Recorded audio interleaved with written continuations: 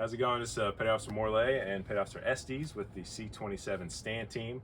Today we're going to show you how to properly set up and rig a ASRK modified. We have 4 bags in this setup. Bags 1, 2, 4, and 3. Bags 1 and 3 are your 8-man life rafts.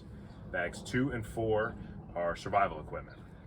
Very similar to our ASRK 24, the modified bag 1 be attached to bag 2 to 4, and bag 4 to 3. We have inflation lanyards. If this is being pushed out, inflated, bag 1 inflation lanyard will go to 21 Bravo, and bags 3 will go to 21 Foxtrot.